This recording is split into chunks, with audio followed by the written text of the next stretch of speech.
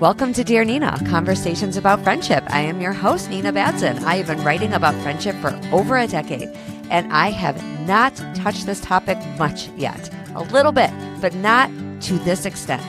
Today, I have the podcast duo behind Catie and Erik's infinite quest at ADHD Adventure and co-authors of the brand new book, The ADHD Field Guide for Adults, Cate Osborn and Erik Gude. This is an excellent book and resource for people who have ADHD, have been diagnosed for a long time, are newly diagnosed, and also for the people who love them, for the friends. Of course, that's what we are focusing on this podcast, but there is information in the book about romantic relationships and all kinds of relationships and all different elements of ADHD. We are going to focus on one area in particular that deals with friendships, but Cate and Erik will also give a little bit of background. Of course, a huge topic like ADHD cannot possibly be covered in every aspect in a 45-minute or so episode. That is why you could grab the book, which would be wonderful. It is out and ready to be purchased. They're so wonderful to talk to. Let's get straight to it. Welcome, Cate and Erik, to Dear Nina. Hi, thanks Hello. so much for having us. Yeah, thank you so much. It's so fun to have the two of you in one screen. It's very rare that I get to do that, to have two guests in one screen. I have two guests, just not one screen. We got to scooch. There's a There's a lot of scooching. Cate happening. has her armchair up and mine is Like tucked on under top. hers. You guys are so funny. So actually, one thing I do want to start with, because it is an interesting piece of your story, is how the two of you met. Yeah, COVID hit and we individually had nowhere to go. We didn't know each other yet. We were thousands of miles away. I was a cook at the time COVID hit. Cate was the entertainment director of the Georgia Renaissance Festival. Renaissance festivals don't generally do well in global pandemics. So suddenly we were both stuck at home with nowhere to do and completely parallel, separate from each other. We both started getting really frustrated with our own ADHD in our own homes. Pre-pandemic, it was really easy for a lot of people to assume that their ADHD was the result of some context that they were in. You know, at work it affects me, or at school it affects me. But at home, whatever. But suddenly you're just home alone with nowhere to go. For me, my ADHD started really having negative impacts on me. I would walk to one side of the room to start doing something, and by the time I got halfway there, I would think of something else, and then I would walk over there, and by the time I got halfway there, I would think of something else. So I started making TikToks about it, just about what that feels like. It resonated. People really liked it. A similar thing was happening to Cate at the same time. People started mentioning our names to each other. You know, like, hey, do you know this Hey Good guy? Hey, do you know this Catiosaurus? Cate messaged me on TikTok on August 8th of 2020. I think you know the date. Oh, yeah, absolutely. We have this framed somewhere. Cate messaged me, by the laws of ADHD TikTok, we must do a collaboration. And so we called each other to discuss a collab, and we did not discuss the collab. We discussed everything else.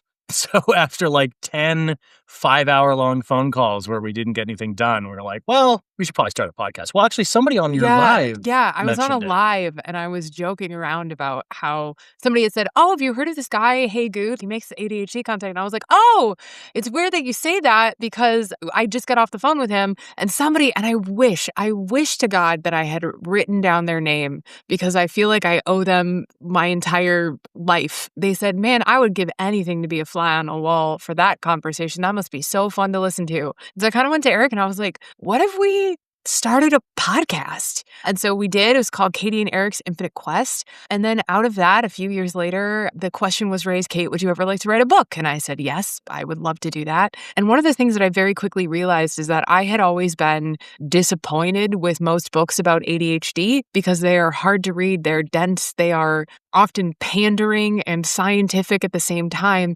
And I had just never really found one that hit for me. In thinking about what I knew about Erik, we sort of live in parallel existences when it comes to ADHD. Erik was diagnosed very young, and he was a person who struggled in school, struggled with reading, that kind of thing. And I was the exact opposite. I was the very sort of quintessential fell through the cracks, late diagnosis, highly academically successful because I was putting all my self-worth into being academically successful. And we had such backwards yin and yang experiences. I thought, well, who better to ask to co-author this book because we wanted this book to be for everybody. So I got to talk to you guys on the day of your book release. It's very fresh, so this is a hard question, but has the reaction been what you hoped? You had this vision of that people would be able to have access to information in a different way than they have before with previous books. We've gotten a ton of really great feedback already, which has been really meaningful because most of the feedback that we've been getting has been coming from our peers and people who are doing work in the ADHD and broader neurodivergent space. We've gotten a lot of compliments about the layout. We've gotten a lot of compliments about just kind of the approach and the accessibility of it. We've gotten a few comments around just the inclusivity and the topics that we chose to include. So yeah, we've gotten a lot of compliments. I'm glad to be able to tell you, as somebody who knows very little about the topic. I'm not someone who's been immersed in the literature about ADHD. So I'm like a good test for you. I didn't have a lot of preconceived notions. And even though I talk about relationships and friendships a lot, because I'm not a therapist, and I say this a lot, any listener of this show knows I'm a writer. I'm a person who's had a lot of focus on friendship. In some ways, I think I've stayed away from this topic. I've had an episode or two on neurodivergence, but I think I've tiptoed around this topic because I've been afraid to get it wrong. And yet I feel that there is a need out there. There's a lot of discussion about ADHD and neurodivergence in general. People are struggling on both sides of this friendship equation. Either they themselves feel, as you state often in the book and that they feel they're not being a good enough friend for a lot of reasons we'll get into. And then somebody who is friends with another person who has ADHD, there's a frustration that happens. And it's like, I love to just be real on this show. And that's why I'm so glad to have you guys to talk about, okay, on both ends of that, how do we deal with that? I'm going to start with a quote from the book. This is on page 328 in Cate's section. You said, "One of the biggest frustrations I have as a person with ADHD is that everyone talks about how hard it is to make friends. But I never felt like I heard anyone talking about how hard it is to keep them. I'm amazing at making friends. I make friends at every single event and party I go to. I love meeting people. I love listening to their stories and what inspires them and motivates them.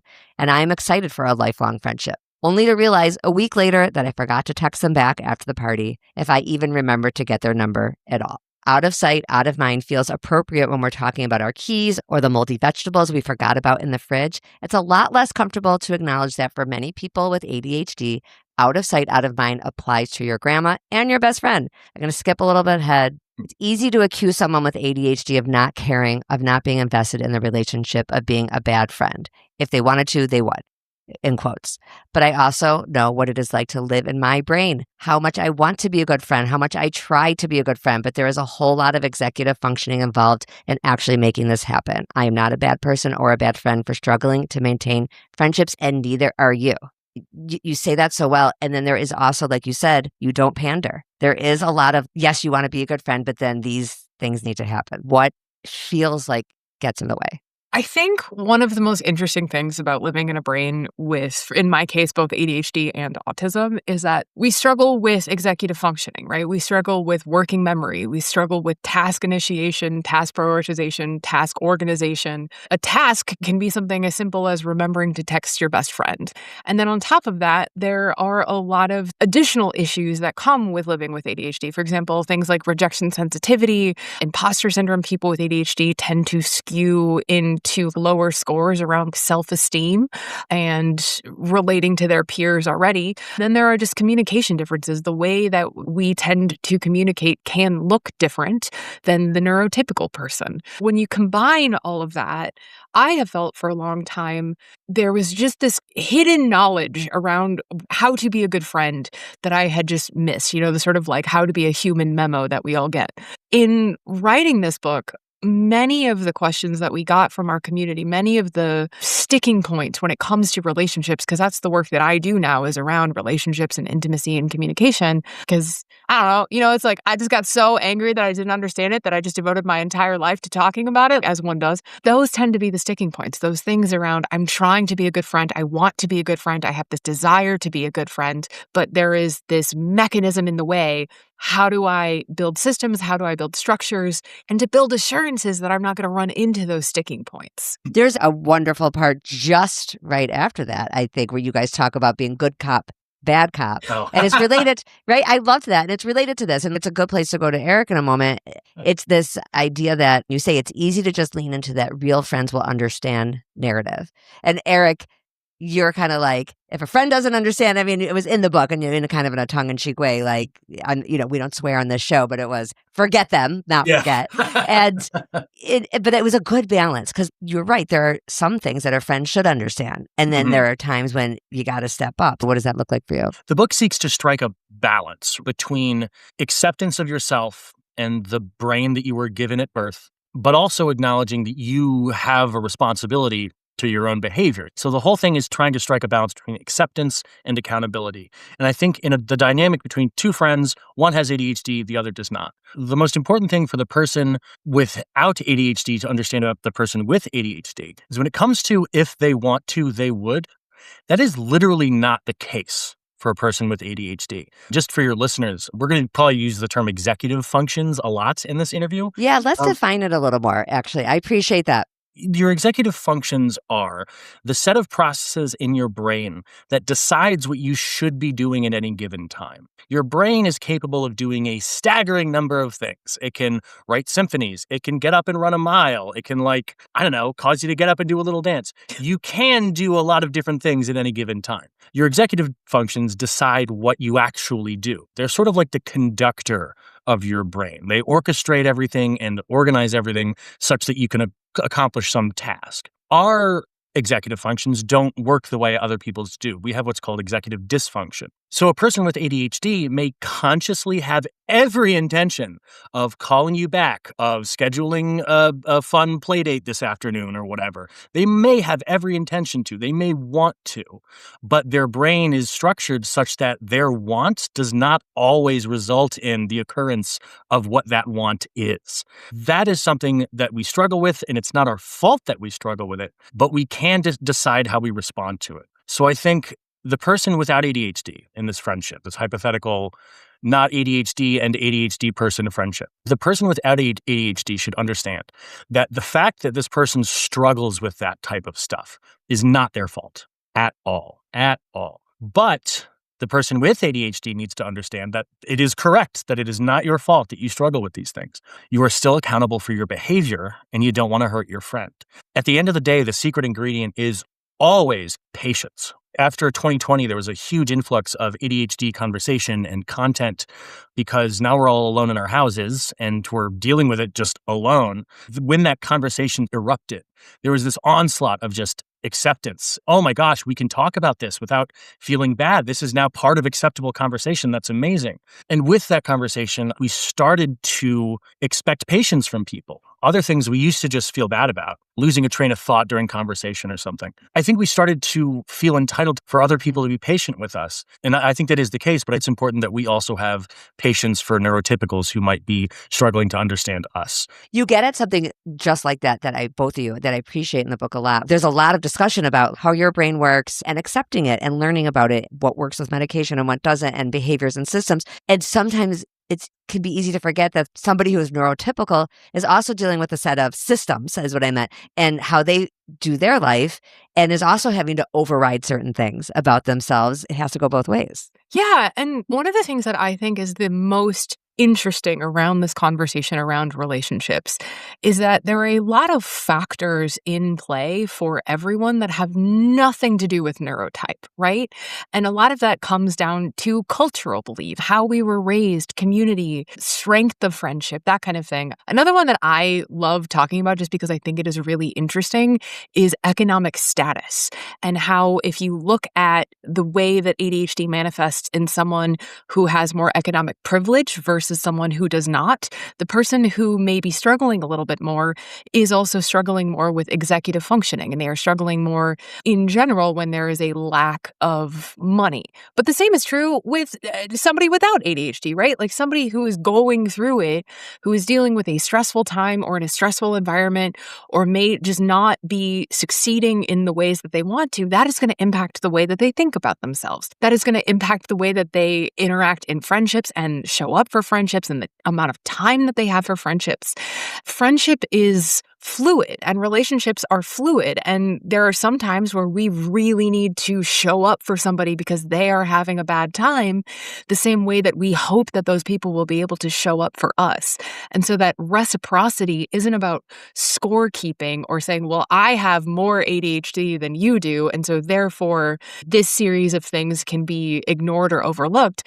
It's about honestly looking at yourself, looking at your strengths, your weaknesses, and saying, okay, what do I need to do to be the best friend that I can? What do I need to bring to the table in order to create meaningful and lasting relationships? And that work is ongoing. That's not read one book and then you're done. That is a lifelong process. One of the areas I thought was really interesting to read about was conversation styles and how just that one little thing, and that shows you how many details of a relationship can be feeling out of whack. So interrupting is a great example. Can you talk about that a little bit? Do you want to talk about interrupting? Yeah, sure. Actually, so I was... Hey! That's awesome. Look at that. Hey, we got jokes. We got jokes. Well, I think interrupting is a really good, solid, concrete example of matching understanding with accountability. The analogy I use is kind of silly, but I think it works. Imagine if you had a disorder that caused you to compulsively and without warning just slap people across the face. A real documented disorder that caused you to do that, or feel the impulse to do that frequently. You still shouldn't do that. You still shouldn't slap people in the face. Now, your friends hopefully will be understanding of the fact that you have this disorder that causes you to slap people in the face, but there's no version of that situation that pans out with it's just okay that you slap people in the face all the time. Interrupting somebody isn't quite slapping somebody in the face, but it's a similar thing. I think a person without ADHD should be patient and understanding that a person with ADHD has really no bodyguard at their mouth. There's no check between like, are you going to say that right now? Okay, go for it. They should understand that it's difficult to hold back sometimes. But the person with ADHD also needs to accept that it is rude to interrupt people. So I think it's really a balance between understanding that your brain is the way that it is, and it might cause you to want to behave in certain ways, but you also have accountability to that. You get to hover above your brain and choose what your body actually does, including interrupting people. It's a great concrete example, and I appreciate you sharing it. And Cate, you said something earlier.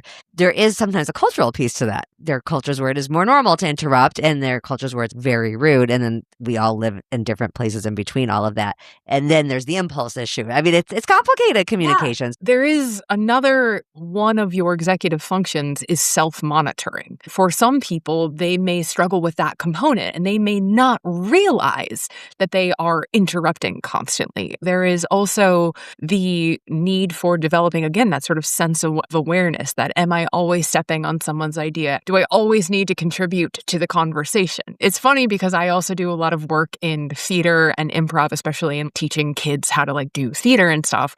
And so the thing that we talk about a lot in theater and improv is the principle of step up, step down, where it's you don't always have to be the person who speaks in every single scene. I love that you have that many ideas, and that's so cool and that's so awesome. But the same way that we want our ideas to be heard, we need to give other people space for their good ideas to be heard. And that is a principle that applies to adult friendships the same way that it applies to little kid improv. But even more interestingly, when we start looking at different relationships, sometimes communication style is also about difficult conversations and serious conversations. And so a lot of the work that I do is in the world of sex and intimacy and that kind of thing. And breaking down how you as a person like to receive information and have tough conversations can be really valuable, because sometimes the want for a serious conversation is there, or the need for a serious conversation of, hey, have you noticed that you interrupt me constantly and it really does hurt my feelings, and there is really a need for me to feel like I can say something without being constantly stepped on. But that can trigger the rejection sensitivity response, that can trigger the, oh my God, all my friends hate me and I'm a terrible bad person and I'm never going to have a good friend ever. Learning how to receive that information, learning how to sit in the uncomfortable, that can be very challenging, especially again with the emotional dysregulation component and the self-monitoring component. But it's really vital in order to develop healthy and lasting friendships, because sometimes there will be moments of tension. Sometimes there will be moments of hurt. Learning how to repair and move through those is part of developing your friendship muscle. So well said. You talked about in the book the performing, which is right in this area too. I thought that was a good thing that really every person should ask themselves, am I having a conversation or am I performing? So I coined the term Mrs. Maiseling. Loved it. Wrote it down in my notes because I loved that show. I could picture, but you explain it for the listeners who haven't watched the show. There's this one particular scene in Miss Maisel that just stuck with me. It's where she's like at a cocktail party. People are having kind of a good time. And then she kind of turns it into an impromptu comedy performance. And in the show, it's presented as this, oh my God, isn't she so amazing and so great? She can just be funny wherever she is. And that's so cool and so great. But there was part of me that looked at all of the other people in the room who had been having conversations and who had been hopefully having a good time at the party. And I realized that I was very guilty of that. I had been the person who took up a lot of space in the room, and I had done so in not a way that was my trying to build relationships and to get to know the other people. It was to show them how interesting I was. The phrase, don't be interesting, be interested. We also put that in the book. That's one of those things, is that I think if you can make that shift from trying to be the most impressive, most funniest, bestest, smartest boy to what are the other people here about? What are the people around me interested in? And how can I facilitate a meaningful, real relationship with that rather than thinking of it as a performance or I have to impress these people in order to be accepted. The more that you try to be impressive, I think the more we also tend to lean into people pleasing, and we tend to start to develop that ability to chameleon and become just whoever we need to be in the moment. But that's how we get really far away from ourselves. And we see that a lot, especially in late diagnosed women with ADHD. That is a very, very common phenomenon of just, I have no idea what I like. I have no idea what I want because I've spent my entire life trying to just impress and keep the people who are around me by becoming what I think they want me to be. That can be a really hard part of the process when you get an ADHD diagnosis, is realizing that you may not even know what type of friends you want or what type of relationships you want to feel fulfilled. I think a really good opportunity to introduce a new term. Friction can come in a friendship where you might think your ADHD friend is Mrs. Maiseling, when in fact what they're doing is actually called anecdotal communication. It's a communication style whereby basically if somebody's telling you a story where they fell off their bike and you go, oh, I also fell off my bike last week. Sometimes that can seem like you're trying to take the conversation from them and take the focus over to you and your new story that you're now telling. Where in fact, a lot of people with ADHD, that's just their way of connecting with the person who's talking. You fell off your bike? Oh my gosh, I also fell off my bike last week. Please continue. I understand exactly what that feels like. Please go on. And that can create a lot of friction if the person who's doing talking doesn't know what anecdotal communication is and thinks they're trying to take the conversation. I've seen a lot of tension build in friendships, both my own friendships and friendships I've seen in others, because one person communicates anecdotally. They just love saying, oh yeah, I did that too. And the other person takes it as them trying to take the focus when really that's not what's happening. That's so important. And I want more examples like that because then I want us to get to how do we talk to friends about these things? Are there any other examples that you think might be helpful for listeners that are just like this? One thing I just want to get to is the rejection piece. I think that is so huge. And can you say the term again? Rejection sensitivity is a really interesting term that we use in the ADHD community because it is not an official diagnosis. It is not something that you will see in the DSM. But for many, many people with ADHD, it is a lived experience. Fundamentally, what rejection sensitivity is a trauma response, a gut reaction, however you want to think about it, to the experience of rejection. But this is pivotal, real or perceived. The rejection doesn't need to actually be happening in order for us to feel that gut reaction. And where that reaction comes from is that for many people with ADHD, many neurodivergent people as a whole, regardless of diagnosis, we hear a lot of negative messaging about ourselves throughout our lifetimes. In fact, they studied it, and supposedly kids with ADHD receive 10,000 more negative comments about themselves by the time they're like 11 years old or something wild. We start to internalize this idea that, oh, we are too loud, we are too much, we are too excited, we need to sit still, we need to do all of these things that we are told we are doing wrong or bad or have been called out as differently. And so the idea of criticism, the idea that surely I must be doing something wrong right now, just existing as I am, becomes a very familiar thought pattern in the brain of many people with ADHD. So what starts happening is that people pleasing, that chameleoning, that becoming, I just want to make sure that I'm not going to upset you. I don't want to make you upset or angry or mad. So I'm going to do whatever it takes. I'm going to say whatever it takes in order to keep you happy and hopefully comfortable and hopefully my friend, because I'm also neurodivergent and I struggle with emotional dysregulation and I struggle with big emotions and processing them. Also, fighting can feel really scary and really hard to do. And so rejection sensitivity compounds and compounds and compounds, real or perceived. So sometimes it might be, oh no, my friend is actually mad at me. And sometimes that reaction might come from my friend ended a text message with a period instead of an exclamation point. Like, it is not a logical process.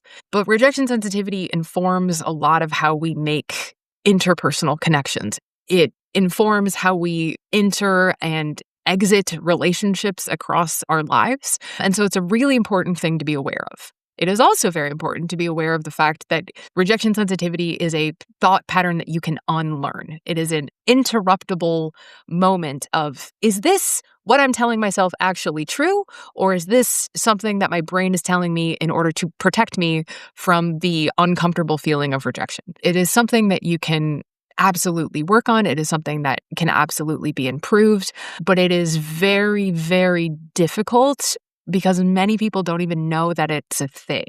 They just know that they feel this way, but they don't know that it has a name. They don't know that there's a lot of people feeling the exact same way. And so then they also don't know that there's something that they can do about it. I would love to hear some of the strategies that come into place. I'm thinking back to Erik's example, which I thought was so good about, for some people, it is performing, back to the conversation style. And for some people, like you said, this is how they connect. That is a point of connection. You said an anecdote. I'm telling you a similar anecdote just to let you know, I hear you, I'm listening. I can see why, because you're trying to let the person know, I care about you and this story so much that I'm going to give you an example. And you're not trying to perform or interrupt or make it about yourself. So like now we're at an impasse in this friendship a little bit. That's how you communicate. Both people might be taking it as rejection, actually, in this case. How do people work on that particular thing? Because it comes up in my show all the time. It comes up with people who write to me that the assumption that people don't like them, these difficult conversations with friends. But like you're saying, Cate, first it starts with yourself. You first have to override the assumptions that you think people have about you. I experienced really bad RSD up until I was about 22, 23. I was obsessed with what I believed other people thought about me. And I believed they were thinking about me all the time. Then my life kind of blew up. It's a long story, perhaps for another book. But I was experiencing homelessness. I had no place to stay. I had $8 and I was deciding whether or not to buy food or a blanket. So like I really had nothing. In that moment, I kind of realized, what were the imagined or real accolades or derisions of other people really worth if this is where it all led me? And what did that really do for me? And that's when I sort of decided, like, oh, there's something going on. My obsession with what I believe other people are thinking about me is not good. It's not that it's not good. I mean, it isn't. But it's not what I wanted out of my life. I didn't want to spend let's say I were to live another 70 years. Like, I don't want to spend 70 years just wondering if people are thinking mean things about me. That's no way to live. So when I decided to start working on it, one of the main thoughts that is just a really nice digestible quote that I try to say to myself all the time, it's an Eleanor Roosevelt quote. I think it's in the book. She says, you wouldn't care nearly as much about what people thought of you if you realized how seldom they do. Yes, that was in the book. And in a little graphic, I loved it. Was it? Yeah. People aren't thinking about you. They're thinking about their day. They're thinking about other people thinking about them. They're worried about whatever's going on in their lives. They're not thinking about you, almost certainly. And then 2 was when I'm trying to get out of a negative habit that involves a negative sense of self-worth. It's really hard to get out of that habit by just saying over and over, you do have worth, you are good. You do have worth and you are good. That is true. But in those moments, it's hard to use that to pull yourself out of something. What helps me in those moments is just cold objectivity. Because I can't deny that. Even when I'm in the worst pits of self-loathing or RSD, I can't deny certain objective things. One, namely, I don't know what other people are thinking. I genuinely don't. I literally just don't know. So I could tell myself, oh, everybody's thinking wonderful thoughts about me. Everybody who walks by is thinking, man, what a cool looking guy. That feels ridiculous, doesn't it? To think that everybody's obsessed with you and thinking about how cool you are all the time, that's kind of ridiculous.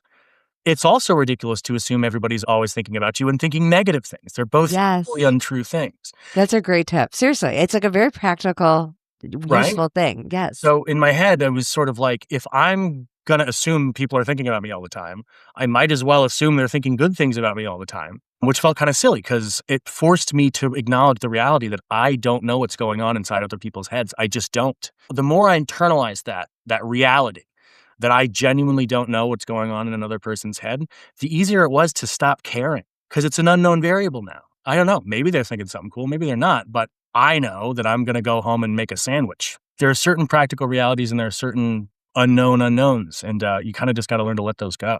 But that's what helped me. One of the most challenging pieces of this is that a lot of times when we hear this conversation, what people will take away is, oh, you expect me to just magically fix my thinking.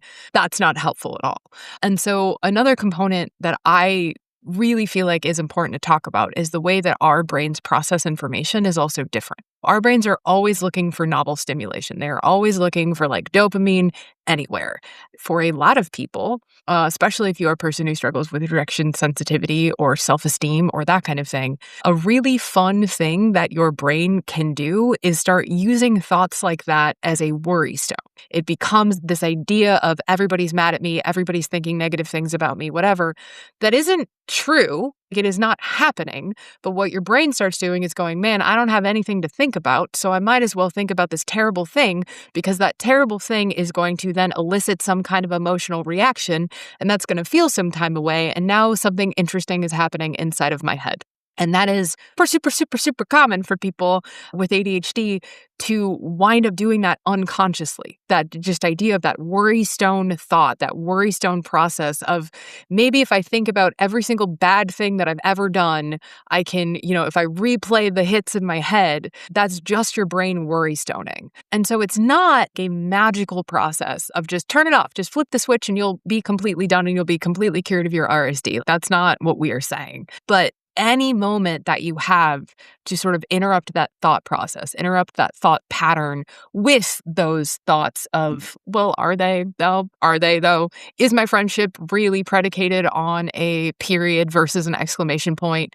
Are they going to throw away 10 years of friendship because I forgot to put the heart emoji at the end of the text? You can really start interrogating and really start questioning what is true, what is real. And then from there, start noticing those moments of, oh, and now I'm worry stoning about it because my brain is bored and it needs something bad to think about. That's important self-awareness. And it reminds me, we haven't even talked about, and it's a big part of the book, so people who really want to go even deeper need to read the book. But where does medication fit into all this in terms of the friendship piece, the relationship piece? Is this something you talk about with friends? How much do you discuss all that?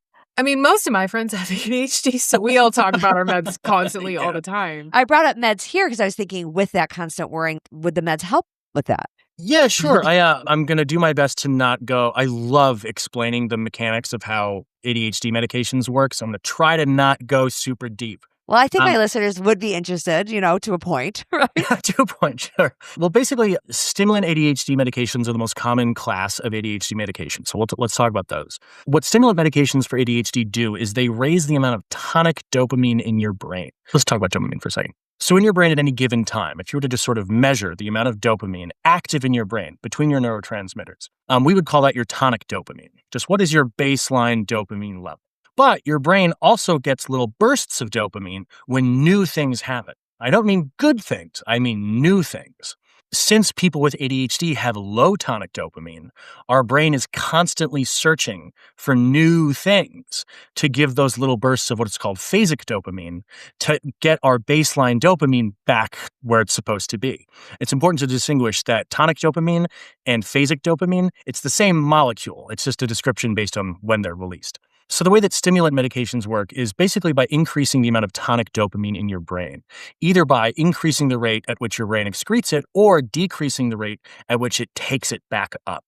what medication can do is essentially make that craving for newness, that second to second, what's going on, just a bit quieter. A phrase that's really important, I think, when it comes to ADHD is pills don't teach skills. Pills will alter the way that your brain is behaving, chemically speaking, but it won't teach you to write stuff down when, your friend says an important date. I think it can be very beneficial to talk about medication because it will change how your brain sort of behaves by default. And then that layered with strategies and systems to make yourself more reliable, interrupt people less, whatever behavior you're trying to change. So anyways, I think it's really important to think about talking about your medication with the people in your life because it will change the way that your brain is behaving on a chemical level. But that, I think, matched with deliberate practice of new systems and strategies is really where the money is when it comes to managing your ADHD. Where are people learning skills? Let's say someone's hearing this and they've already, because of the messages out there, and like you're right, it is become a more common topic, probably from 2020 to now. I'm seeing this too anecdotally, like women are starting to get diagnosed more. So, okay, you think you might fall under this diagnosis and that maybe you could really use some coaching and training on system. Like, where are people going for this? It really kind of depends on the type of information that works best for you. You could buy our book if you want. Yes, obviously. The real truth is that our book sought to do something else when it comes to systems and structures, because one of the things that many, many books with ADHD tend to sort of fall into the trap of is stuff like, have you considered getting a planner? And it's like, if you have ADHD, that is the least useful piece of feedback that you will ever get in your entire life. And very quickly, we realized that what most people don't have is the ability to create systems and structures for themselves. We go online, we look at like top 10 best tips to work with your ADHD or whatever, and those might be great. Those might be the exact 10 tips that you need. But oftentimes, when you know one person with ADHD, you know one person with ADHD, and we all have different strengths and weaknesses. We all have different values. We all have different core beliefs. For one person with ADHD, they might be amazing at being on time because being on time was culturally very important to them, and they were raised in a household where being on time was a priority. And so unconsciously, they built systems and structures that most of the time helps them to be on time. There might be other people with ADHD who really struggle with the time perception part of it, and they need better systems and structures.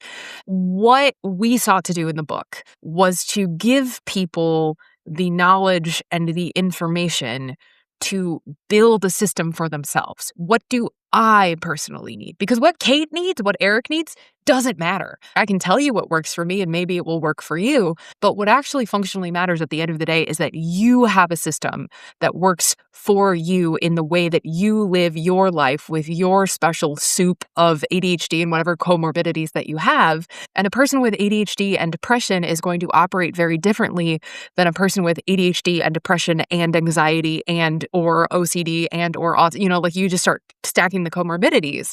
The real truth is that so many people come to us and they say, what should I do about this? And my question is always like, well, what do you need? Where is the sticking point? Where are the issues that you're having? And then what is the easiest, most natural step out of that, right? I lose my keys. Sometimes the system is just as simple as have you put a bowl on your counter. That can feel like, have you thought about getting a planner? That can feel incredibly insulting. But for some people, the action of tossing the keys into the bowl doesn't work because maybe their house isn't set up like that. Or maybe they need them at eye level. And so I put them in the bowl, but then I forget to take them with me because they're not at eye level. So, okay, have you tried a hook? And so it becomes exploring these minuscule moments of each individual task that it takes you to get to a specific accomplishment, which is I always know where my keys are, and building for your own personal needs. I think ultimately there's a lot of tricks and tips and all that kind of stuff all over TikTok and the internet at large, and that's great. But ultimately, tools are only useful if you know what problems you're trying to solve with them. That's important. Yeah. And if you care to solve them. Yeah. If a person tries to manage and really get a hold on every single ADHD symptom in their life, they're going to burn themselves out. There's just no way. So you have to become a student of your own behavior and a student of your own mind and pay attention to the ways ADHD is negatively affecting your life and your relationships, in what ways, and then prioritize from there, which is something we really struggle with. What am I going to deal with? So it's really about investigating those types of situations and figuring out what you can tweak and what you care to make better. And that's the direct one-to-one when we talk about friendships, because part of existing in a body and brain with ADHD is that there are systems and structures that we need to utilize in order to not forget that our friends exist and to be good friends and to show up on time and all of those different things. A lot of times, the systems that we use are also the things that will get the most judgment. I've talked very publicly at length about the fact that I have a friendship calendar. And every day on my friendship calendar, I get a little notification that says, hey, today you're going to text your friend Taylor or whoever. And I'm going to check in on Taylor and see how Taylor is doing. And I have that set up so I can maintain my relationships. And I'm very proud of it because that is a system that I built. It's brilliant. Just so you know, I approve 1,000%. But what is very interesting is that every time I talk about that very publicly, I get a lot of comments, a lot of mean comments, like, what are you, some kind of sociopath? You have to remember to text your friends. You're a terrible friend. That's if I found out that my friends kept me on some kind of list and they would forget that I exist otherwise, I wouldn't even want that person in my life. That's disgusting. That's terrible. And I hear that every single time I talk. Like, this is... I'm shocked that you get feedback like that, to be honest. I think it so clearly shows that you care about the person, period. And that's it, right? That's part of it. First off, you have to remember that most people in the comment section are like 14 years old. So yeah, so true. But the other thing is just realizing that shame narratives, guilt narratives around friendships, around interpersonal connections are useless because those people do not know what it is like to exist in my body. They do not understand how many friendships I have lost simply by realizing, oh my God, it's been 9 months since I texted this person who was very dear to me.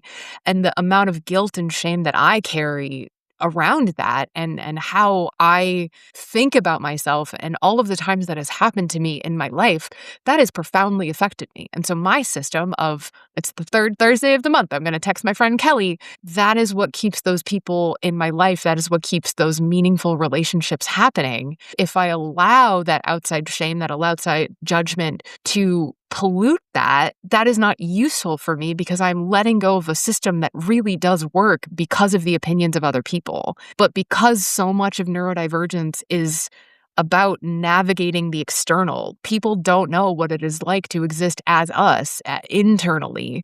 And they can only see the external symptoms. They only see the interrupting. They only see the fidgeting. They only see the hyperactivity. They don't know what the rest of it is like. One of, I think, the most challenging things about being neurodivergent is that you really have to learn how to divest that judgment and that external view away from yourself. And that can be, honestly, the hardest part. The hardest part of the whole thing is that. We've hit on something actually really important here. A lot of the episodes, plus a lot of what gets talked about in my Facebook community, my own one that's all about friendship, and people write in anonymous questions all the time. I am telling you, a majority comes down to something like, my friend never reaches out. And I want listeners to hear this, please. Sometimes when someone doesn't reach out to you, it is for other reasons than all of the rejection concepts that we all have, neurotypical or not. There's a lot of rejection fear. I want everyone to hear that there may be situations where someone doesn't reach out because they have not developed a system like yours. Yeah.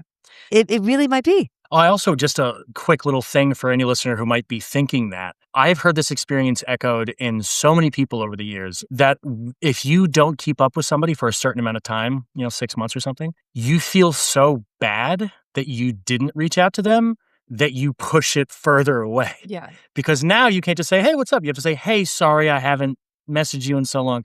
So it becomes this spiral. Yeah. Now they are remembering to message you, but they feel so ashamed that they didn't, that they're afraid to now. So it becomes this whole thing. So anyway, I just want to anybody who might be thinking that might be happening with a friend, they might be there too. That to me is really interesting, Nina, because I'm always the person who reaches out or is such a common thing, is such a very common narrative.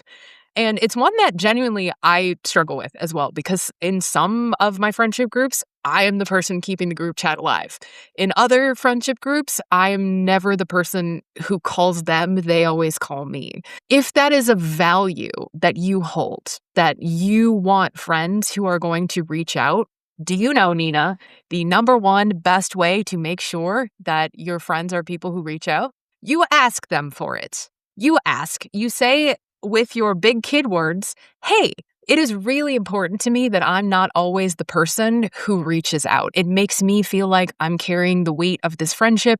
You are allowed to ask for what you want in friendships. It is wild to me how often then the response is, well, I can never have a conversation. Like, that's so awkward. I don't want to have to ask. I don't want to have to ask for my friends to care about me. But it's no, you're not asking for that person to care about you or to invest in the relationship. What you are saying is you are addressing the need of part of my feeling safe and secure in this relationship is simply feeling like I'm a thought, which is why I have a calendar. That's my thing on like all the work that I do and on my show and everything is well, I don't want to have a conversation like that because it seems fake and weird and false and whatever. I'm like, no. Asking for what you want is a gift. You are giving your friends, it's a gift. You're giving the people in your life the opportunity to meet you where they are. And if they can't for whatever reason, then that is more information. Erik always likes to talk about data. That is more data that you get about, okay, is this person someone who I can have a meaningful friendship with? But if you're just harboring resentment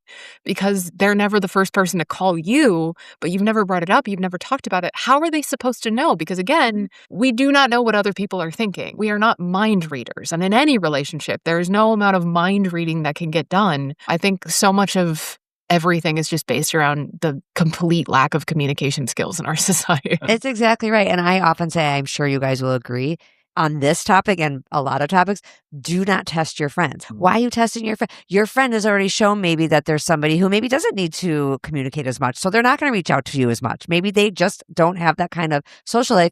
You might need that from them. But like you're saying, if you don't say it, they're going to fail that test. Yeah. They've already shown you. Why are we testing our friends? If you feel like you have to test your friend, you've already missed the communication window. Yeah. Most people will fail the test because if you don't do that, unless you already suspect, oh, if I don't reach out, we will never speak again. Some people don't reach out as much. They don't have that as a value and they don't need to be in touch as much. Yeah. So they're not going to reach out as much. And they're going to fail the test. Yeah. And that self-monitoring element as well. I love talking about getting curious. If you have that friend who you're frustrated with because they never call you and you always call them, sometimes it can just be a question. It's, hey, have you noticed that I always call you? Are you not like a phone call person? Is there like a good time where like maybe like we could schedule something where you call me? You're allowed to ask questions and you're allowed to get clarity on those things. And it may just be that your friend goes, oh, well, yeah, you always call me. So like, I just figured I'm going to hear from you no matter what because you call me every day or, whatever. In a way, it can become a strange little litmus test for who you really want to be friends with. Like, I am not a texter, and I am especially not a group texter. Oh my gosh. So if I'm, let's say, meeting a new group of friends or a new individual friend, and they're a big texter, I come out right in the beginning, yo, I am not a texter. You could text me all you want. I don't mind receiving text messages. That doesn't bother me at all. But the homework of having to respond to you right now, no matter what I'm doing, like, that's just... no, I'm not going to do that. So I communicate to people that I meet really early on, like, hey, just so you know, my lack of a timely text response has nothing to do with how I feel about you.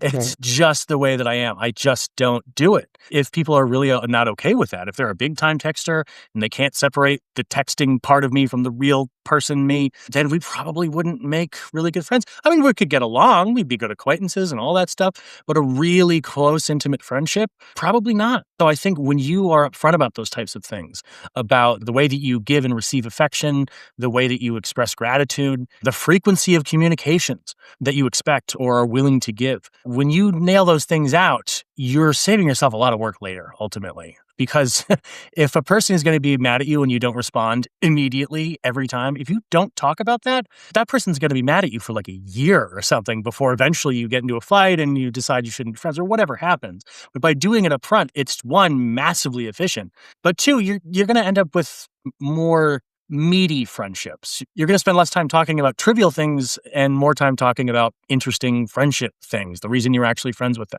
Those conversations can be kind of awkward, but you kind of just got to embrace it.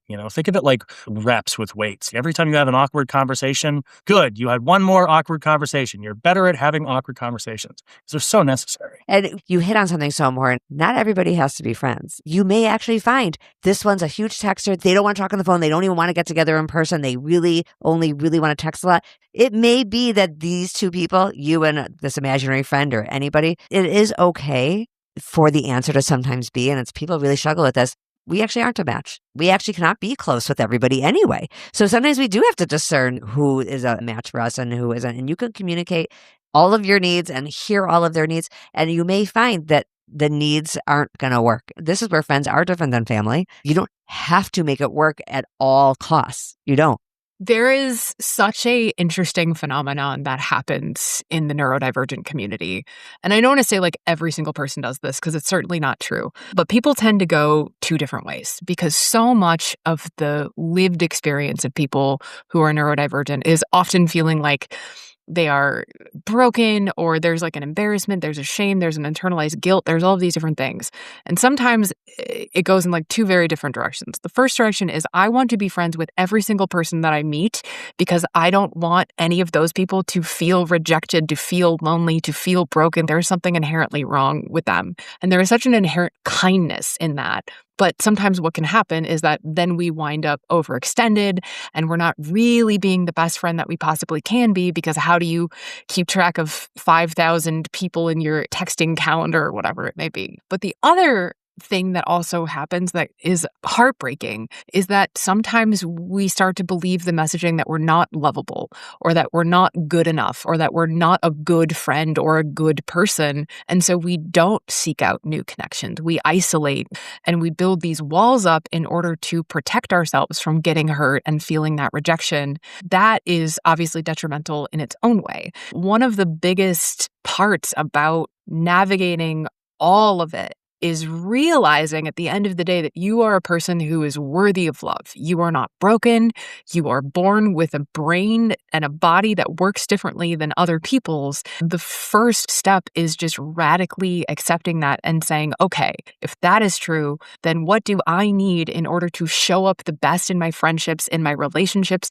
What do I need in order to have fulfilling, meaningful conversations and friendships? What do those look like for me? Because I'm not a bad person for needing something different than the person sitting next to me. That's beautifully said. Is there any other last thing, Erik, you wanted to add? If you don't have ADHD, what do you want those people to hear about their friends, about the friendship? What I want to express is essentially that a person with ADHD's intentions and their behavior are often vastly disparate things. If you say an important date to a person with ADHD, their likelihood of remembering that date has nothing to do with how important they believe it to be by default. They can develop systems and strategies over the years going, that my friend just said an important date. I got to go write that down or else I'll forget, which you should do. But the just default operations of our brains, what we remember has nothing to do with how important we believe it to be. How often we talk to you has nothing to do with how much we like you. We are very much so rooted in out of sight, out of mind. So I guess just know that a person with ADHD is capable of betraying themselves quite frequently. They may really want to reach out to you more often than they do, but for some executive dysfunction reason, they don't. They might really want to hang out with you and spend time with you, but they have such a hard time understanding prospective time, 2 weeks in the future, that they can't even wrap their head around the idea of planning something 2 weeks ahead in the future. So just know that a person with ADHD's intentions are not always reflected in their behavior. Sprinkle some patience on that, have some compassion for them, but also they're an adult, presumably, so you can expect them to do better, but be patient with them while they try. I think that's great. And Cate, you really already answered what was my other question, was what does the person with ADHD need to hear? I think you addressed that, but if there was anything you wanted to add, feel free. Yeah, it's just, a little bit of what I already said, and then just adding on to Erik's, sure. is that we also have a responsibility to show up. We also have a responsibility to make sure that we are acting in good faith, with compassion, and we're not just saying, oh, it's my ADHD, I can't possibly be on time and I have to interrupt and whatever, because that's not, again, how you form lasting, meaningful friendships. There has to be a give and take. While it is totally valid to struggle, ADHD has a 100% failure rate, right? There's always going to be the day where something happens and you do lose your keys, or you are running late, or you do accidentally interrupt at the worst possible moment in the important business meeting. In those moments, giving yourself grace and compassion and patience, like Erik said, and then also critically thinking about those systems and the structures that you're using and saying, okay, what broke down there? What can I get curious about to make sure that maybe next time that doesn't happen? There probably will be another time. But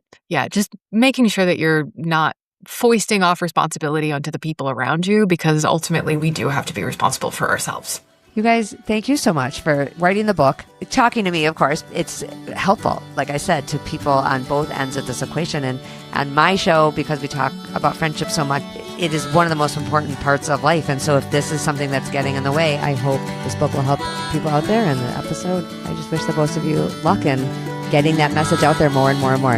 Thank you so much. Thank you so much for having us. Yeah, thank you so much. Listeners, come back next week when our friendships are going well. We are happier all around.